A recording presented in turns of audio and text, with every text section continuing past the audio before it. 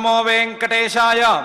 స్వర్గాపవర్గద్వారభూత వర్గత్రయాతి హేతుభూత గోవింద గోవింద. స్వధర్మనిష్ఠ సాధిత స్వకర్మ మాత్రవర్జిత గోవింద గోవింద. సర్వస్మిన్నాత్మనిత్వం విశస నియమనం కర్తుమంతః ప్రవిష్టః సర్వేణాత్మాదినాత్వం భవసి గతభిదస్వాత్మవాన్ విశ్వరూపః సర్వస్మా ఆత్మనేత్వం భవసి వితరణం సౌఖ్యజాతస్య కర్తుం సర్వస్యాప్యాత్మనస్త్వం భవసి నిజ ఇతి ప్రస్ఫుటం స్వేన ధామ్నా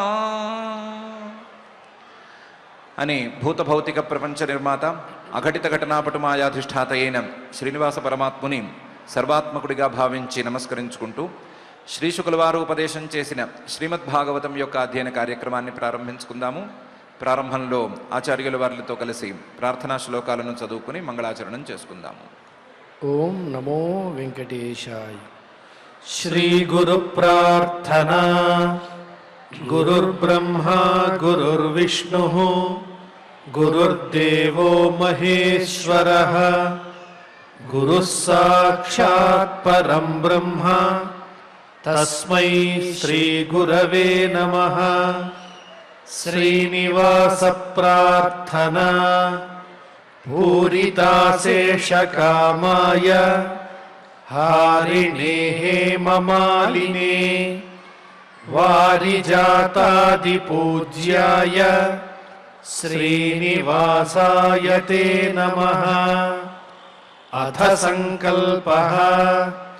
శ్రీమదాదివరాహ క్షేత్రే విరాజమానస్య నిత్యశుద్ధబుద్ధముక్తస్వభావస్య లీలాగృహీత విగ్రహస్య శ్రీపద్మావతీ జానేః అనుగ్రహేణ అస్మాకం సర్వేషాం బుద్ధిశుద్ధ్యర్థం విద్యాభివృద్ధ్యర్థం భక్తిజ్ఞానవైరాగ్యాది తదనుకూల సర్వసంపత్సమృద్ధ్యర్థం శ్రీపరమేశ్వర ప్రీత్యర్థం శ్రీమద్భాగవత పాఠం కరిష్యామహే. అస్య శ్రీమద్భాగవత స్తోత్ర మహామంత్రస్య నారద ఋషిః బృహతీ ఛందః శ్రీకృష్ణః పరమాత్మా దేవతా బ్రహ్మ బీజం భక్తిశక్తిః జ్ఞానవైరాగ్యే కీలకం అస్మాకం శ్రీమద్భగవత్ప్రసాదసిద్ధ్యర్థే పాఠే వినియోగః. ధ్యానం నారాయణేన పృథురూపధృతాభివృద్ధాం మిత్రాబ్జకాంతి విధుతాంధకరాభిరామాం ద్వీపాభిజన్మశుకసూతరవాతి రమ్యాం విశ్వంభరాం విశత భాగవతం విశాలాం. శ్రీ గురుభ్యో నమః. ప్రాచీన బర్హి గారి పిల్లలు ప్రచేతసులు 10 మంది తండ్రి గారి ఆజ్ఞ మీద తపస్సు చేసుకోవడానికి వెళ్ళారు.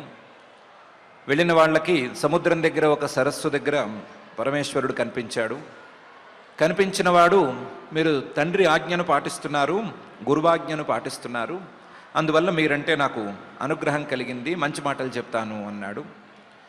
దీనికి తోడుగా మీరు వాసుదేవుడి భక్తులు, వాసుదేవుడి భక్తులైన వాళ్ళు నాకు ప్రియులు, వాసుదేవుడి భక్తులకి నేను ప్రియుడుగా ఉండాలి, కాబట్టికి మన ఇద్దరికి ఒకరికొకరం ప్రియులం అవ్వాలి, ప్రియులు కాబట్టి నేను మీకు చెప్తున్నాను అని అన్నాడు.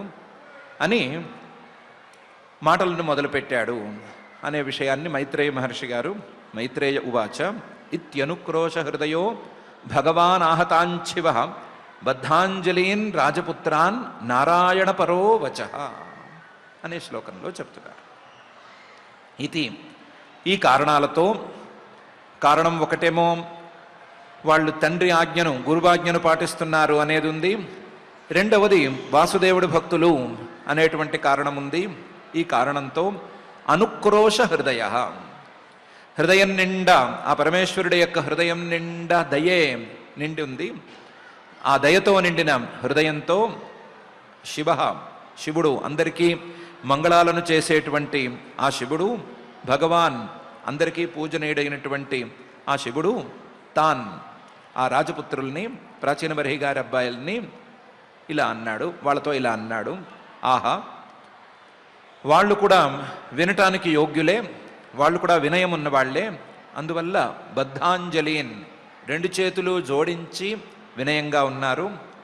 రాజపుత్రాన్, వాళ్ళు అవ్వటానికి రాజపుత్రులే అయినప్పటికీ వినయంగానే ఉండేసరికి ఇంకా శ్రద్ధగా, ఇంకా సంతోషంగా పరమేశ్వరుడు నారాయణపరః, ఎప్పుడూ నారాయణున్నే భావిస్తూ ఉండేటువంటి ఆ పరమేశ్వరుడు వచః, తన వాక్యాన్ని ఇలా పలికాడు. ఇత్యనుక్రోశ హృదయో భగవానాహతాంశివ బద్ధాంజలీన్ రాజపుత్రాన్ నారాయణపరో వచః అని మైత్రేయ మహర్షి గారు అన్నారు. ఇక్కడి నుంచి రుద్రగీత అనే పేరుతో పరమేశ్వరుడు చేసినటువంటి ఉపదేశం అనేది ప్రారంభమవుతుంది. ఈ ఉపదేశంలో పరమేశ్వరుడు భగవంతుణ్ణి ఎలా ప్రార్థించాలి, భగవంతుణ్ణి ఎలా భావించాలి, భగవంతుణ్ణి ఎలా స్తుతి చేయాలి, భగవంతుణ్ణి ఎలా ఊహించాలి అనేటువంటి విషయాల్ని చాలానే విస్తృతంగా చెప్పాడు. ఒక్కొక్కటి 2-3 అర్థాలలో ఉండేటట్లుగా జాగ్రత్తగా మాటలను పేర్చి చెప్పాడు. వాగధీశ్వరుడు అనేటువంటి పేరున్నటువంటి పరమేశ్వరుడు తన ఉపదేశాన్ని ఇలా ప్రారంభిస్తున్నాడు. రుద్ర ఉవాచ జితంత ఆత్మవిద్ధుర్య స్వస్తయే స్వస్తిరస్తుమే భవతా రాధసారాద్ధం సర్వస్మా ఆత్మనే నమః అని. ఎవరైనా సరే భక్తులు భగవంతుణ్ణి చూడాలనుకున్నా, లేదా భగవంతుణ్ణి ధ్యానించాలనుకున్నా, పూజించాలనుకున్నా, ఏమనుకున్నా సరే ముందు ఆయనకి దండం పెట్టుకుని కదా మొదలు పెట్టాలి. అందుకని నమః, నమస్కారంతో మొదలు పెట్టాలి. ఆ నమస్కారం భగవంతుణ్ణి గురించి ధ్యానం చేసుకోవటానికి పెట్టుకునేటువంటి నమస్కారం భగవంతుడికి జయ జయధ్వానాలతో మొదలు పెట్టుకోవాలి. భగవంతుడిని స్తుతి చేసుకోవాలన్నా, పూజించుకోవాలన్నా, దండం పెట్టుకోవాలన్నా, ఏం చేయాలన్నా సరే మొదలు ఆయనకి జయకారం ఒకటి పలకాలి. అలా పలికి పై పని చేయాలి. ఒకటి నమస్కారము పెట్టుకోవాలి, రెండోది జయకారము చేయాలి అని ఈ శ్లోకంలో చూపిస్తున్నాడు. అందుకని జితంతే అని జయకారంతో ప్రారంభిస్తున్నాడు, నమః అని నమస్కారంతో శ్లోకాన్ని పూర్తి చేస్తున్నాడు. జితంతే, ఓ పరమాత్మ, ఓ శ్రీహరి, జితంతే నువ్వు గెలిచావు. గెలవటం అంటే ఏమిటి అంటే అందరికంటే ఎత్తులో నువ్వే ఉన్నావు. సర్వోత్కర్షేణ వర్తసే, నువ్వే అందరికంటే ఎత్తులో ఉన్నావు, అందరికంటే గొప్పవాడివిగా ఉన్నావు. జితంతే, నువ్వు అందరికంటే గొప్పవాడివిగా ఉన్నావు అంటే ఎందుకున్నావు అంటే ఆత్మవిద్ధుర్య స్వస్తయే. ఎవరైనా సరే పరమాత్మ స్వరూపంగా నిన్ను తెలుసుకుంటే, ఆత్మవిత్తులైతే, ఆత్మవేత్తలైతే, ఆ ఆత్మవేత్తలుగా మారినటువంటి వాళ్ళు ఆత్మవిద్ధుర్యులుగా అయితే పరమాత్మతత్వ సాక్షాత్కారాన్ని పొందగలిగితే, ఆత్మవిద్ధుర్యులు ఆత్మవేత్తలలో కల్లా శ్రేష్ఠులు అంటే సాక్షాత్కారాన్ని అందుకున్న వాళ్ళు. అలా ఎవరైనా అయినట్లయితే వాళ్ళకి స్వస్థయే, నీ యొక్క స్వానంద సాక్షాత్కారాన్ని అందించడానికి నువ్వు సర్వోత్కృష్టుడివిగా ఉన్నావు. నువ్వు ఉన్నావు అంటే నీ ఉనికి ఎందుకు అంటే ఎవరైనా నీ తత్వాన్ని తెలుసుకుని ఆ సాక్షాత్కారాన్ని పొందితే వాళ్ళకి నీ యొక్క స్వరూపానందాన్ని అందించటానికి నువ్వు ఉన్నావు. జితంతే ఆత్మవిద్ధుర్య స్వస్తయే. ఇలాంటి వాణ్ణి నిన్ను ఏమని ముందు ప్రార్థించాలి అంటే స్వస్తిరస్తుమే అని ప్రార్థించాలి. స్వస్తి ఆత్మవిద్ధుర్యులకి, ఆత్మతత్వవేత్తలకి, ఆత్మ సాక్షాత్కారాన్ని పొందిన వాళ్ళకి ఏ రకమైనటువంటి ఆనందాన్ని ఇస్తావో అదే ఆనందాన్ని నాకు కూడా నువ్వు పంచు. స్వస్తి అస్తుమే. ఈ స్వస్తిని పంచటం అనేది నీవు నీ యొక్క పనిగా పెట్టుకున్నావు. భవత రాధసా రాద్ధం.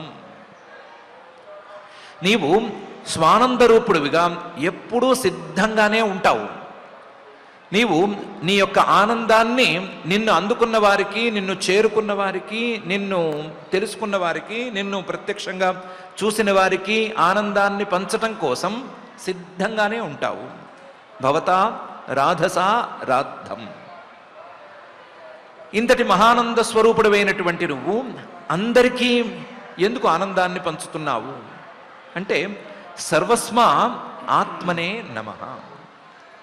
నువ్వు సర్వాత్మకుడివి కాబట్టి, అందరూ నీ యొక్క అంశలే కాబట్టి, ఎవరైనా సరే ఏ జీవుడైనా సరే నీ యొక్క అంశే కాబట్టి నీ యొక్క ఆనందాన్ని ఈ జీవులందరికీ పంచటానికి నువ్వు సిద్ధంగా ఉన్నావు. సర్వస్మా ఆత్మనే. ఈ సర్వాత్మస్వరూపుడుగా నువ్వు ఉన్నావు కాబట్టి, అందులోనూ ఆనంద స్వరూపుడుగా ఉన్నావు కాబట్టి నిన్ను చేరుకున్న వారికి, నిన్ను ప్రత్యక్షంగా పట్టుకున్న వారికి నువ్వు ఆనందాన్ని పంచుతున్నావు. నీ ఆనందాన్ని వాళ్ళకు కూడా అందిస్తున్నావు. అటువంటి వాడికి నీకు నమస్కారం చేసుకున్నట్లయితే స్వస్తిరస్తుమే, నాకు కూడా అదే ఆనందం లభించాలి అని ప్రార్థించుకోవచ్చు. అనే తీరులో భగవంతుణ్ణి మొట్టమొదట ప్రార్థించుకోవాలి, నమస్కారం చేసుకోవాలి అని పరమేశ్వరుడు ఈ శ్లోకంలో చెప్తున్నాడు. జితంత ఆత్మవిద్ధుర్య స్వస్తయే స్వస్తిరస్తుమే భవతా రాధసా రాద్ధం సర్వస్మా ఆత్మనే నమః అని. ఈ శ్లోకంలోనే చాలా అందమైనటువంటి భావాలని, పరమాత్మతత్వాలని ఇమిడ్చాడు. పరమాత్మతత్వం, శ్రీహరితత్వం ఎలాంటిది అంటే కేవలం ఆనందంతో నిండి ఉన్నటువంటి తత్వం. మొత్తం ఎక్కడ చూసినా సరే ఆనందమే నిండి ఉన్నటువంటి ఆ తత్వం తప్పనిసరిగా ఉంది. ఆ తత్వాన్ని పట్టుకుంటేనే ఎవరికైనా సరే ఆనందం లభిస్తుంది అనేటువంటి ఒక విషయం చెప్తూనే ఉన్నాడు. రసోవై సహ రసగ్రహ్యేవాయం లబ్ధ్వానందీ భవతి కోహ్యేవాన్యాత్ కః ప్రాణ్యాత్ యదేష ఆకాశ ఆనందో న స్యాత్ ఏష హ్యేవానందయాతి అనేటువంటి వాక్యాల సారాంశాన్ని ఒకవైపు చెప్తూనే ఉన్నాడు. రెండో వైపు ఆ పరమాత్మను నమస్కరించుకునేటప్పుడు ఆ పరమాత్మను సర్వస్మై, సర్వస్వరూపుడుగా ఒకవైపు చూసుకోవాలి. మరొక వైపు ఆత్మనే, నా యొక్క ఆత్మస్వరూపానివి కూడా నువ్వే అని చూసుకోవాలి అని బోధ చేస్తున్నాడు. ఆ పరమాత్మ సర్వాత్మకుడే అయితే ఆ సర్వం అందరిలో నేను కూడా ఉన్నాను కాబట్టి నా యొక్క ఆత్మస్వరూపం కూడా ఆయనే అనేటువంటి భావనతో ఆ పరమాత్మను నమస్కరించుకోవాలి అని సర్వస్మా ఆత్మనే నమః అనే భాగంలో చెప్తున్నాడు.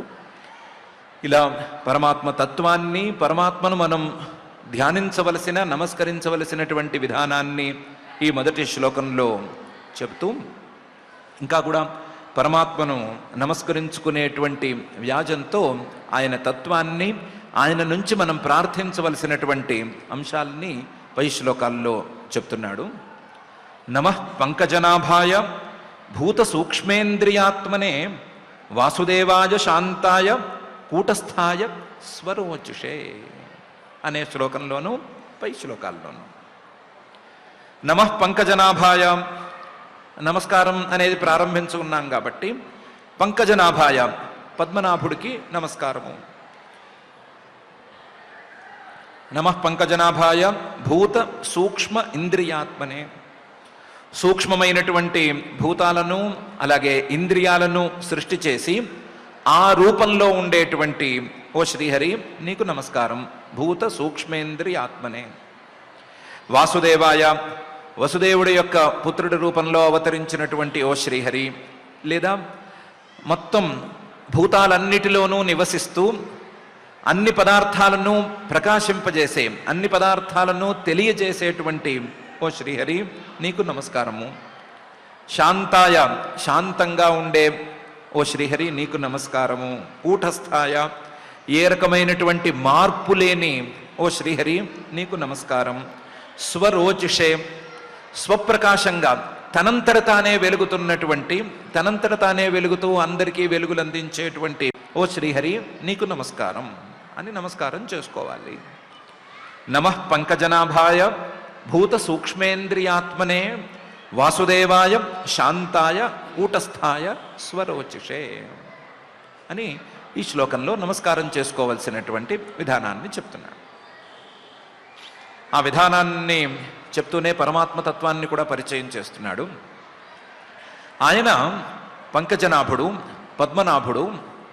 పద్మనాభుడు అంటే ఎప్పుడయ్యాడు ఆయన పద్మనాభుడు అంటే సృష్టి మొత్తానికి ముందు, బ్రహ్మగారు కూడా పుట్టడానికి ముందు ఆయన పద్మనాభుడుగా ఉన్నాడు. పద్మనాభుడుగా ఉన్నప్పుడు ఆయన నాభి నుంచి కమలం బయలుదేరితే, తామర పువ్వు బయలుదేరితే అందులో బ్రహ్మగారు ఉద్భవించాడు అని కదా చెప్పుకుంటున్నాము. అంటే పద్మనాభుడుగా ఉండి, సృష్టికి ముందే ఉండి, సృష్టికి కారణమైనటువంటి బ్రహ్మగారిని కూడా ఉద్భవింపజేసి, ఆ బ్రహ్మగారికి లోకాల సృష్టికి వీలుగా తన బొడ్డులోంచి వచ్చినటువంటి తామర పువ్వుల రేఖలను ఈయన ఇచ్చాడు. అంటే సృష్టి మొత్తానికి ఈయనే కారణం అనే విషయం తెలిసిపోతోంది కదా.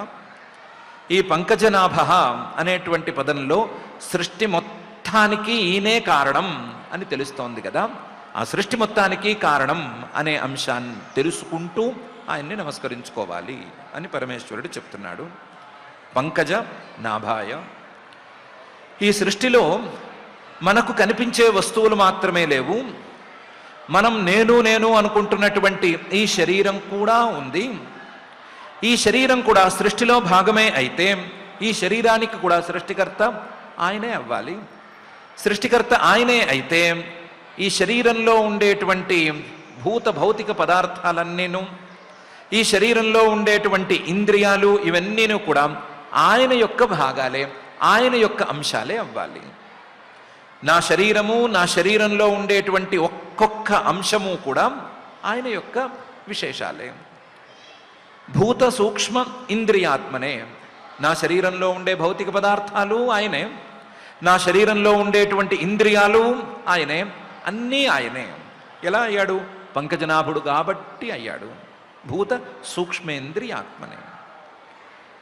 కేవలం ఈ సృష్టి మొత్తం ఉంటే సరిపోదు, సృష్టిలో శరీరం ఉంటే సరిపోదు, ఈ శరీరంలో ఉండేటువంటి ఇంద్రియాలు ఇవన్నీ పనిచేస్తున్నా కూడా సరిపోదు. వీటన్నిటినీ మించి ఈ పదార్థాలన్నిటినీ కూడా తెలియచేసేటువంటి తత్వం ఒకటి ఉండాలి.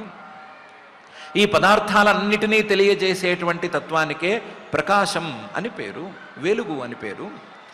ఆ వెలుగు వాసుదేవుడు అనేటువంటి రూపంలో ఆయనే అయి ఉన్నాడు. వసంతి భూతాని అస్మిన్ నితి వసు, వసురేవ వాసు. మనం ఇంతకుముందు అనుకున్నట్లుగా సృష్టి మొత్తాన్ని చేసి ఆ సృష్టి మొత్తాన్ని తనలో నిలుపుకున్నవాడు ఆ వాసువు. ఆ వాసువే దేవుడుగా, అంటే ప్రకాశమానంగా వెలుగు రూపంలో ఈ పదార్థాలన్నిటినీ తెలియచేస్తున్నాడు. ఆయనే గనక లేకపోతే, ఆయనే గనక తెలియజేయకపోతే ఈ పదార్థాలు ఉండి కూడా ప్రయోజనం శూన్యం. ఏ వస్తువైనా తెలియకపోతే అది ఉన్నట్లా లేనట్లా అంటే లేనట్లే అని చెప్పాలి. కాబట్టి ఈ సృష్టిని మొత్తాన్ని చేయటం మాత్రమే కాదు, సృష్టిలో ఉండేటువంటి పదార్థాలన్నిటినీ తానుగా నడిపించటం మాత్రమే కాదు, ఆ పదార్థాలన్నిటినీ తెలియజేసేటువంటి తత్వంగా కూడా ఆయనే ఉన్నాడు. వాసుదేవాయ. కానీ తెలియజేసే తత్వంగా ఉన్నాడు కదా అని ప్రతి పదార్థంతోనూ ఆయన ఏమి సంబంధం పెట్టుకోలేదు. శాంతాయ, ఉపశమ స్వరూపంగానే ఆయన ఉన్నాడు. ఏ పదార్థంతోనూ ఆయనకు సంబంధం లేదు. శాంతాయ. కూటస్థాయ. పదార్థాలు మారిపోతూనే ఉంటాయి, ప్రతి వస్తువు ఏదో ఒక మార్పును పొందుతూనే ఉంటుంది. కానీ ఈయన మాత్రం మార్పు లేని స్వరూపంగా ఉంటాడు. ప్రతి వస్తువు కూడా ఈయన తెలియజేస్తే తెలిసేటట్లుగా ఉంటాయి. ప్రతి వస్తువు కూడా పరమాత్మ యొక్క ప్రకాశంతో తెలుస్తూ ఉంటాయి. కానీ ఈయన మాత్రం స్వరోచిషే, తనంతట తాను వెలుగుతూ ఉంటాడు, తనంతట తాను తెలుస్తూ పదార్థాలను, సృష్టిలో ఉండేటువంటి పదార్థాలను తెలియచేస్తాడు అనేటువంటి తీరులో స్వప్రకాశ చైతన్యమూర్తిగా ఆయన్ని అర్థం చేసుకోవాలి. సృష్టికర్తగాను, సృష్టిలో ఉండేటువంటి పదార్థాల రూపంలోనూ, ఆ పదార్థాలను తెలియజేసేటువంటి స్వప్రకాశ చైతన్య రూపంలోనూ ఆయన్ను అర్థం చేసుకోవాలి అని రెండవ అర్థంలో, నమస్కారం మాత్రమే కాకుండా రెండవ అర్థంలో పరమేశ్వరుడు చెప్తున్నాడు. నమః పంకజనాభాయ భూత సూక్ష్మేంద్రియాత్మనే వాసుదేవాయ శాంతాయ కూటస్థాయ స్వరోచిషే అనే ఈ శ్లోకంలో. ఇంతటితో అయిపోలేదు, ఇంకో అర్థం కూడా ఉంది. ఈ సృష్టిని మొత్తాన్ని శరీరంలో ఉండేటువంటి నేను అనుభవిస్తున్నట్లయితే, శరీరంలో ఉండేటువంటి ఇంద్రియాల సహాయంతో నేను ఈ సృష్టి మొత్తాన్ని చూసేట్లయితే, ఆ ఇంద్రియాలన్నిటినీ నియంత్రించే, శరీరాన్ని అంతటినీ కూడా నియమించేటువంటి అంతఃకరణం ఒకటి లోపల ఉంది. ఆ అంతఃకరణం 4 రకాలుగా చెప్పబడుతుంది. మనస్సు, బుద్ధి, అహంకారము, చిత్తము అని దానికి 4 పేర్లున్నాయి. ఆ 4 పేర్లలో ఉండేటువంటి, 4 పేర్లతో ఉండేటువంటి ఆ అంతఃకరణమే మొత్తం ఈ సాంసారికమైనటువంటి అనుభవానికి మూలం. ఆ 4 అంశాలను నియంత్రించేది కూడా పరమాత్మే. ఆ 4 అంశాలను కూడా ఈయనే నియంత్రిస్తున్నాడు అని అర్థం చేసుకుని పనిచేయాలి. అందులో 4 అంశాలలో ఒక అంశం చిత్తం అనేటువంటి అంశం. ఆ చిత్తం అనే అంశాన్ని ఈ పరమాత్మే నియంత్రిస్తున్నాడు. చిత్తం అనేటువంటి అంశాన్ని నియంత్రించే పరమాత్మకు వాసుదేవ అని పేరు. వాసుదేవ వ్యూహం అని కూడా ఇంతకుముందు పేరు మనం విన్నాము. ఆ వాసుదేవ వ్యూహ రూపంలో చిత్తాధిష్ఠాతగా మన చిత్తాన్ని నియంత్రించేటువంటి రూపంగా ఆయన్ను అర్థం చేసుకోవాలి. ఆయన పంకజనాభ, ఇంతకుముందు చెప్పినట్లుగా సృష్టి మొత్తానికి మూలభూతం. సృష్టిలో భాగమైనటువంటి భూత సూక్ష్మ ఇంద్రియాలు కూడా ఆయన యొక్క రూపాలే. సృష్టి మొత్తం ఆయన రూపాలే అయితే ఇంద్రియాలు, భూత సూక్ష్మాలు కూడా ఆయన యొక్క రూపమే. ఇలాంటి సర్వస్వరూపుడైనటువంటి ఆ పరమాత్మ వాసుదేవ రూపంలో శాంతంగా, కూటస్థుడుగా, తాను ఏ మార్పును చెందకుండా స్వరోచిషే, స్వప్రకాశ చైతన్య రూపంలో మన చిత్తాన్ని నియంత్రిస్తున్నాడు, మన చిత్తాన్ని అదుపులో ఉంచుతున్నాడు అనేటువంటి భావన కూడా ఆ పరమాత్మ మీద చెయ్యాలి అని కూడా ఇదే శ్లోకంలో పరమేశ్వరుడు అంటున్నాడు. నమః పంకజనాభాయ భూత సూక్ష్మేంద్రియాత్మనే వాసుదేవాయ శాంతాయ కూటస్థాయ స్వరోచిషే అని. దీన్ని ఇంకొక తీరులో కూడా చూసుకోవచ్చు. నమస్కారం ఉంది కాబట్టి ప్రార్థన అనే అర్థంలో కూడా తీసుకోవచ్చు. ఓ పంకజనాభుడా, ఓ పద్మనాభుడా, ఈ సృష్టి మొత్తాన్ని చేసినటువంటి ఓ శ్రీహరి, భూత సూక్ష్మేంద్రియాత్మనే, నా శరీరంలో ఉండేటువంటి భూత సూక్ష్మాల రూపంలోనూ ఇంద్రియాల రూపంలోనూ కొలువే ఉండేటువంటి ఓ శ్రీహరి, వాసుదేవాయ, శాంతమైనటువంటి వాసుదేవ స్వరూపంలో ఉండే ఓ శ్రీహరి, కూటస్థాయ, మార్పు లేనట్లుగా ఉండేటువంటి ఓ శ్రీహరి, నా చిత్తం రకరకాలుగా మారిపోతోంది. నా చిత్తంలో ఎప్పటికప్పుడు మార్పులు వస్తున్నాయి. నువ్వు ఆ చిత్తాన్ని బాగా అనుగ్రహించి ఇందులో మార్పులు లేకుండా చేసి, ఇందులో ఎక్కువ మార్పులు, ఎక్కువ హడావిడి లేకుండా చేసి, స్వరోచిషే, నీ యొక్క జ్ఞానం కోసం, నీ యొక్క తత్వాన్ని తెలుసుకునేందుకు వీలుగా ఈ చిత్తాన్ని సమాయత్తం చేయవలసింది, ఈ చిత్తాన్ని ఆ తీరుగా మలచవలసింది. నా చిత్తానికి మిగతా అంశాలన్నిటినీ, ముళ్ళలాంటి అంశాలన్నిటినీ పీకేసి భక్తి మాత్రమే అంటుకునేటట్లుగా చేయవలసింది అనే ప్రార్థన కూడా ఇందులో ఈ విధంగా చేసుకోవచ్చు అని పరమేశ్వరుడే చెప్తున్నాడు.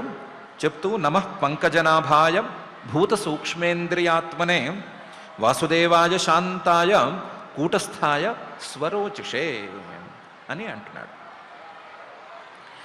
ఇదైన తర్వాత పై శ్లోకంలో అన్నాడు, సంకర్షణాయ సూక్ష్మాయ దురంతాయ అంతకాయ చ నమో విశ్వప్రబోధాయ ప్రద్యుమ్నాయ అంతరాత్మనే అని. ఈ శ్లోకంలో రెండు భాగాలను చేశాడు. ఒక భాగంలోనేమో అహంకారాన్ని పెట్టాడు, ఇంకొక భాగంలో బుద్ధితత్వాన్ని ఉంచాడు. ఉంచి అహంకారానికి అధిష్టాత అయినటువంటి సంకర్షణ స్వరూపాన్ని మొదటి విభాగంలో చెప్తూ సంకర్షణాయ సూక్ష్మాయ దురంతాయ అంతకాయ చ నమః అని అన్నాడు. సంకర్షణ అనేటువంటి రూపంలో ఉండేటువంటి ఓ శ్రీహరి నీకు నమస్కారం. సూక్ష్మాయ అతి సూక్ష్మంగా ఉండేటువంటి ఓ శ్రీహరి, దురంతాయ అంతము లేనటువంటి శాశ్వతంగా ఉండేటువంటి ఓ శ్రీహరి నీకు నమస్కారం. అంతకాయచ అందరినీ అంతం వైపుకు తీసుకెళ్ళే లేదా పదార్థాలన్నిటినీ వినాశం చేసేటువంటి ఓ శ్రీహరి నీకు నమస్కారము అని ఒక అర్థం చెప్తున్నాడు. ఇలా అర్థం చెప్పడం ద్వారా సృష్టి స్థితులకు ఎలాగైతే నీవు కారణమో అలాగే సంహారానికి కూడా నీవే కారణము. ఆ సంహారం ప్రళయం అనేది వచ్చినప్పుడు సంకర్షణ రూపంలో ఒక అగ్ని రూపంలో నువ్వే వచ్చి సూక్ష్మంగా అంతవరకు ఈ సృష్టిలోనే ఉంటూ ఆ సమయంలో బయటికి వచ్చి అంతకాయ మొత్తం సృష్టిని మొత్తాన్ని కాల్చేస్తావు. దానికి సంకర్షణాగ్ని అనే పేరు పురాణాల్లో ఉంది. నీకైతే అంతం లేదు, కానీ నీ ద్వారా ఈ సృష్టి మొత్తానికి అంతం అనేది ఏర్పడుతుంది. అలాంటి స్వరూపానివి నువ్వు, ఉపసంహారమూర్తివి నువ్వు అని పరమాత్మను భావన చేయాలి. లయ కారణానివి నువ్వు అని పరమాత్మను తెలుసుకోవాలి అని ఒకవైపు చెప్తున్నాడు. మరొక వైపు అహంకారానికి అధిష్టానానివి నువ్వు. అహంకారం అంటే నేను, నాది అనేటువంటి భావన. ఈ భావన సహజంగా సంకర్షణం లాగేస్తూ ఉంటుంది. ఎటువైపు ఏ పని చేద్దామన్నా సరే నేను, నాది అనేటువంటి భావన మనిషిని గుంజేస్తూ లాగేస్తూ ఉంటుంది. అటువంటి లాగేసే అహంకారానికి సంకర్షణ అనే పేరుతో నువ్వే అధిష్టానంగా కూర్చునున్నావు. సంకర్షణ అనే పేరుతో అధిష్టానంగా కూర్చుని ఈ అహంకారాన్ని నువ్వు నియంత్రిస్తున్నావు. అటువంటి సంకర్షణ స్వరూపంలో ఉండే నీకు నమస్కారం. నీవు సూక్ష్మంగా మొత్తం సృష్టి మొత్తం వ్యాపించే ఉన్నావు. దురంత ఏ అంతము లేకుండా శాశ్వతంగా ఉన్నావు. కానీ అంతకాయచ ఇదే నీవు నాది అనుకునేటువంటి ప్రతి వస్తువును నేను అనుకునేటువంటి శరీరంతో సహా ప్రళయకాలంలో కాల్చేస్తావు. ప్రళయకాలంలో కాల్చేస్తావు లేదా మింగేస్తావు. నేను, నాది అనేటువంటి ప్రతి అంశము కూడా నీ యొక్క అధీనంలో ఉంది. నువ్వు చెప్పినట్లుగా నడుచుకునేట్లుగానే ఉంది.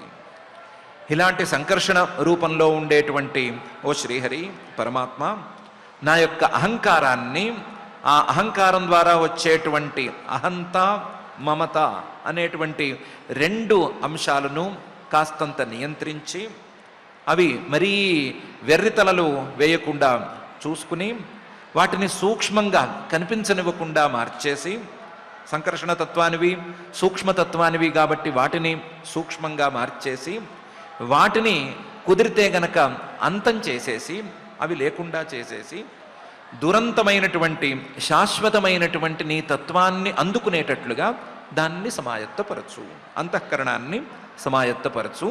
నీకు ఈ సంకర్షణ స్వరూపంలో నా అహంకారాన్ని అనుగ్రహించేటువంటి నీకు నమస్కారము అని చెప్పుకోవచ్చు. భావన ఆయన్ని ఉపసంహారమూర్తిగానూ చేసుకోవచ్చు. అదే సమయంలో సంకర్షణ వ్యూహ రూపంలో అహంకారానికి అధిష్టానంగా భావించి, అధిష్టాత దేవతగా భావించి అహంకారాన్ని నియంత్రించవలసిందిగా కూడా ప్రార్థన చేసుకోవచ్చు అని ఈ భాగంలో చెప్తున్నాడు. సంకర్షణాయ సూక్ష్మాయ దురంతాయ అంతకాయచ అనే భాగంలో. తర్వాతి మాట నమో విశ్వప్రబోధాయ ప్రద్యుమ్నాయ అంతరాత్మనే అనేటువంటి భాగం. ప్రద్యుమ్న స్వరూపంలో, ప్రద్యుమ్న రూపంలో, ప్రద్యుమ్న వ్యూహంలో ఉండేటువంటి ఓ శ్రీహరి, విశ్వప్రబోధాయ, మొత్తం ప్రపంచం మొత్తాన్ని తెలుసుకున్నటువంటి సర్వజ్ఞుడివిగా ఉండేటువంటి ఓ శ్రీహరి, మొత్తం ప్రపంచం మొత్తంలో ఉండే జీవులందరికీ జ్ఞానాన్ని అందించేటువంటి ఓ శ్రీహరి, విశ్వ ప్రబోధాయ, అంతరాత్మనే, అందరికీ అంతరాత్మగా, అందరికీ అంతర్యామిగా ఉండేటువంటి ఓ శ్రీహరి నీకు నమస్కారము అని ఒక భాగం, నమో విశ్వ ప్రబోధాయ ప్రద్యుమ్నాయ అంతరాత్మనే అని మరొక భాగంలో, నీవు ప్రద్యుమ్న వ్యూహ రూపంలో నా యొక్క అంతరాత్మ బుద్ధిని నియంత్రిస్తున్నావు.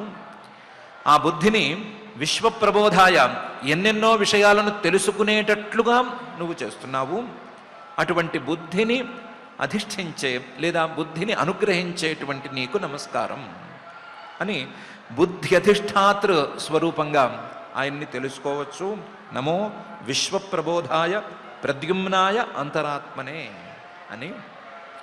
అదే సమయంలో నా బుద్ధిని అనుగ్రహించేటువంటి ఓ ప్రద్యుమ్న వ్యూహమా నీకు నమస్కారము. నా బుద్ధి విశ్వప్రబోధం, అక్కర్లేని అన్ని విషయాల మీద నిర్ణయం తీసుకునేటట్లుగా ఉంది. బుద్ధి అనేది సహజంగా నిర్ణయం తీసుకునేటువంటి అంశం. ఆ నిర్ణయం తీసుకోవటం అనేది అన్నిటి మీద తీసుకుంటోంది, విశ్వప్రబోధంగా ఉంది. ఇలాంటి విశ్వప్రబోధంగా ఉండేటువంటి నా బుద్ధిని నియంత్రించి, నా బుద్ధిని అనుగ్రహించి, దాన్ని భక్తి వైపు నడిపించవలసింది అంతరాత్మనే. అంతరాత్మగా, అంతర్యామిగా ఉన్నటువంటి నీ యొక్క స్వరూపం మీద, దాని మీద భక్తి నిశ్చయం కలిగేటట్లుగా బుద్ధిని అనుగ్రహించవలసింది అని నమస్కారం చేసి ప్రార్థించుకోవచ్చు అని పరమేశ్వరుడు అంటున్నాడు. నమో విశ్వప్రబోధాయ ప్రద్యుమ్నాయ అంతరాత్మనే అని.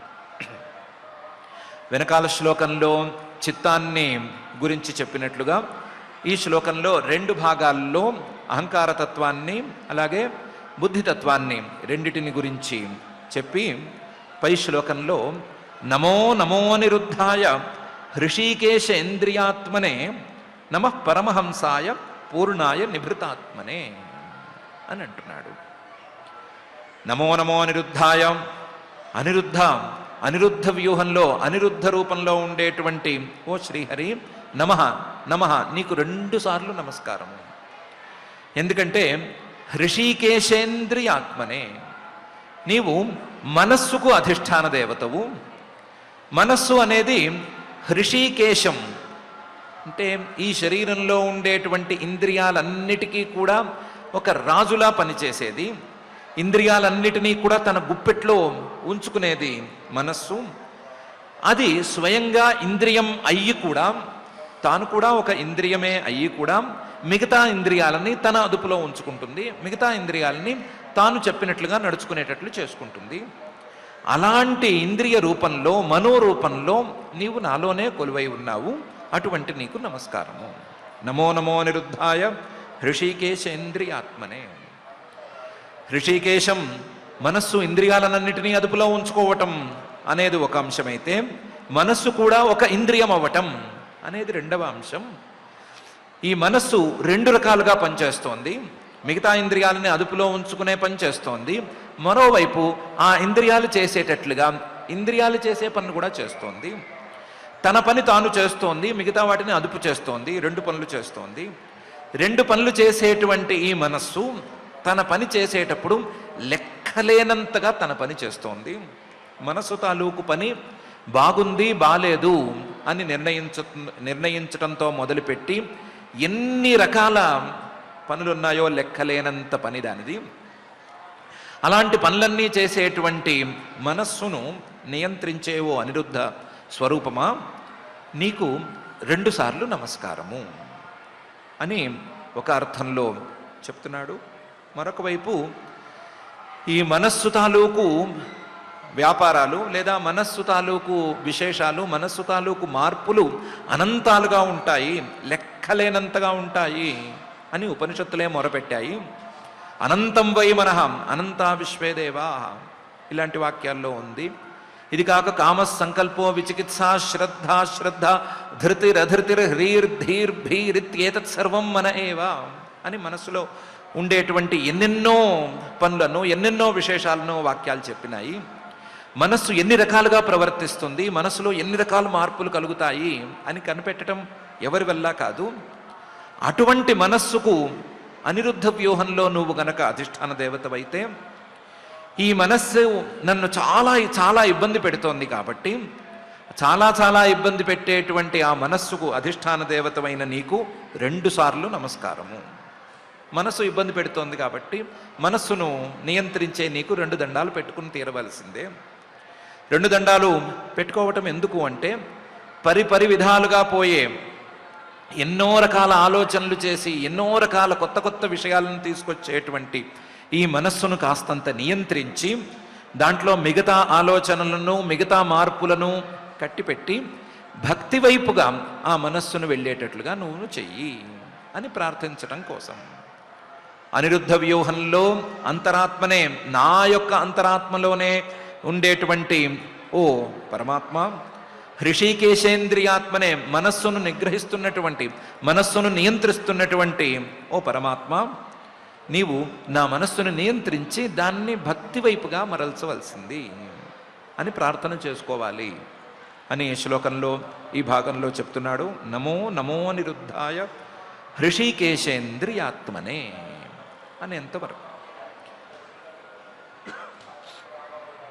దీంతో అంతఃకరణంలో ఉండేటువంటి 4 భాగాలను నియంత్రించేటువంటి పరమాత్మ యొక్క వ్యూహాలను, ఆ వ్యూహాలను ప్రార్థించవలసినటువంటి విధానాలను గురించి చక్కగా చెప్పినట్లయింది.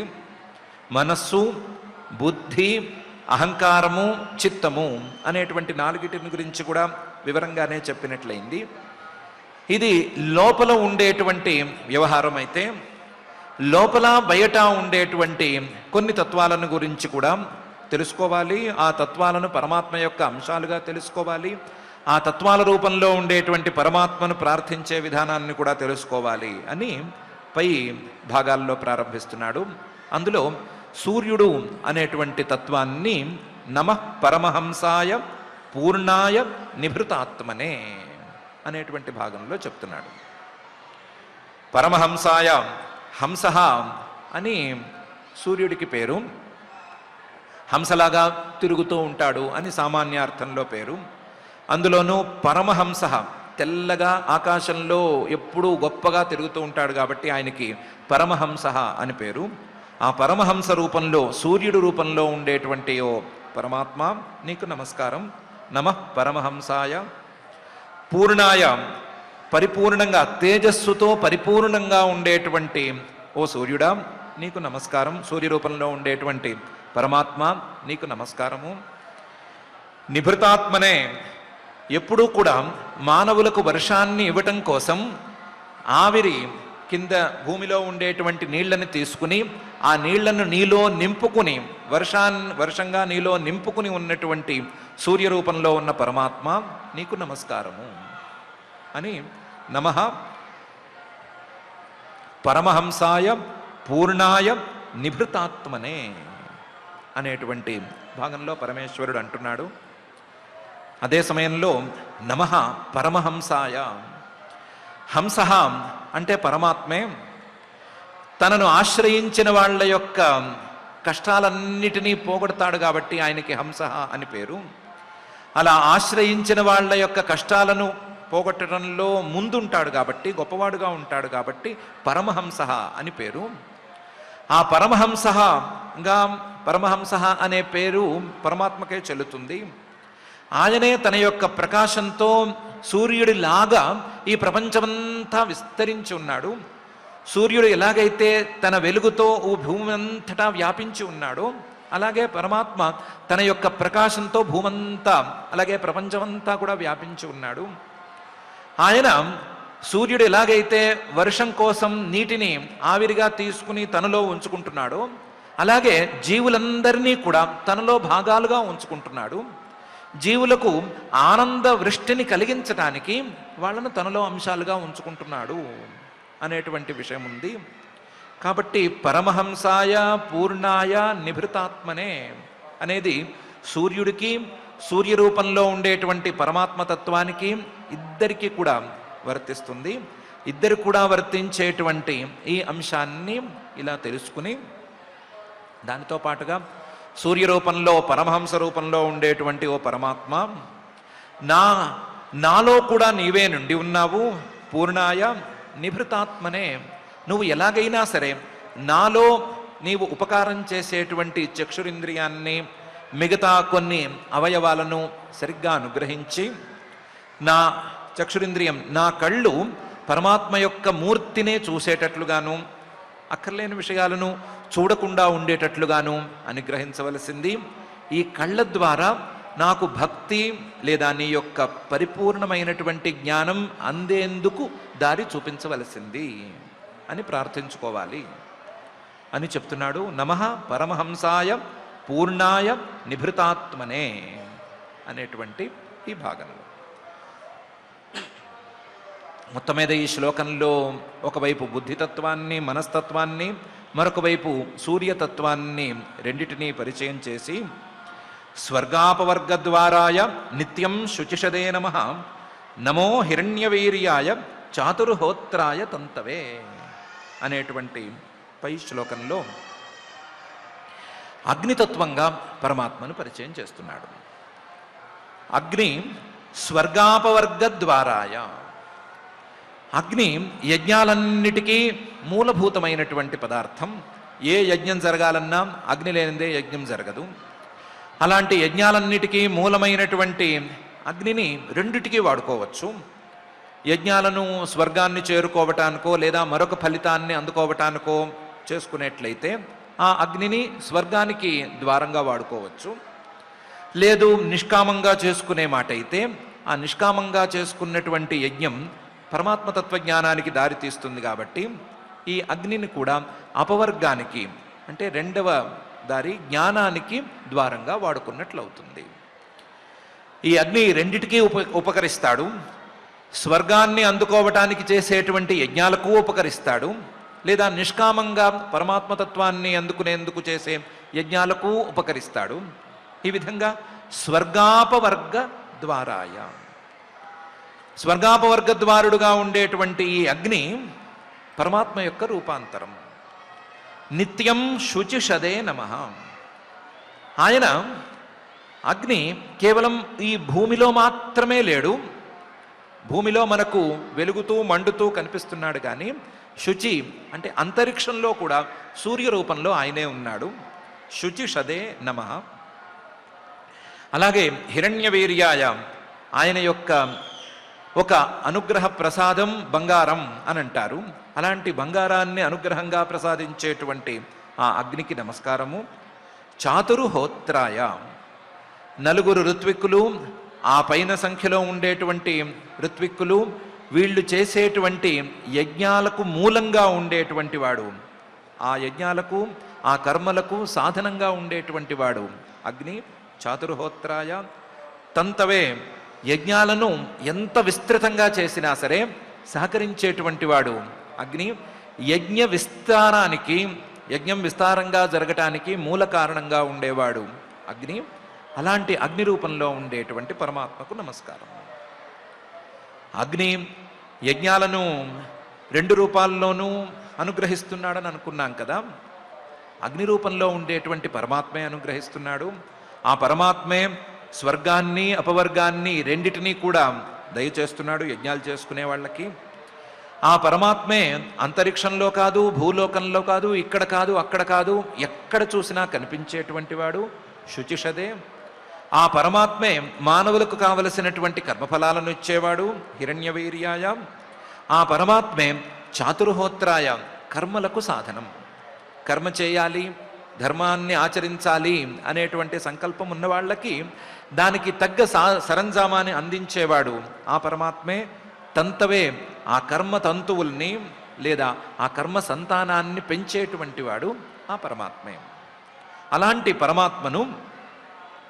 పరమాత్మను జాగ్రత్తగా నమస్కరించుకున్నట్లయితే ఈ అగ్ని రూపంలో ఉండేటువంటి పరమాత్మ కర్మలను, కర్మ సాధనాలను, కర్మ ఫలితాలను అన్నిటినీ సక్రమంగా ఇస్తాడు అని ఒకవైపు అర్థం చేసుకోవచ్చు. మరొక వైపు అగ్ని రూపంలో కొలువై ఉండేటువంటి ఓ పరమాత్మ, నీవు అగ్ని రూపంలో నా శరీరంలో కూడా ఉన్నావు, నా శరీరంలో నా వాగింద్రియాన్ని, నా మాటని అనుగ్రహిస్తూ ఉన్నావు. నా మాటను అనుగ్రహించి దాన్ని నియంత్రించి నా మాట వ్యర్థంగా పోకుండా, ఒకవేళ అందితే చిన్న ఫలితంగా స్వర్గం, లేకపోతే అపవర్గం అనే రెండు ఫలితాల్లో ఏదో ఒకటి అందేటట్లుగా చేస్తూ, హిరణ్యవీర్యాయ బంగారం లాంటి మాటలను నా నోట్లోంచి మాట్లాడిస్తూ, చాతుర్హోత్రాయ తంతవే కర్మలు, వాటి సాధనాలు, వాటి యొక్క విస్తారాలు, వాటికి కావలసినటువంటి మంత్రాలు, వాక్యాలు, వీటి మీదే నా మాటను నిలబెడుతూ నా వాక్కును నీ వైపుగా, భక్తి వైపుగాను, నీ యొక్క తత్వాన్ని తెలుసుకునే వైపుగాను ప్రోత్సహించవలసింది, దాన్ని అలా అనుగ్రహించవలసింది అని అగ్ని రూపంలో కొలువై ఉండేటువంటి పరమాత్మను ప్రార్థించవచ్చు అని పరమేశ్వరుడు చెప్తున్నాడు. స్వర్గాపవర్గద్వారాయ నిత్యం శుచిషదే నమః, నమో హిరణ్యవీర్యాయ చాతుర్హోత్రాయ తంతవే అనేటువంటి ఈ శ్లోకంలో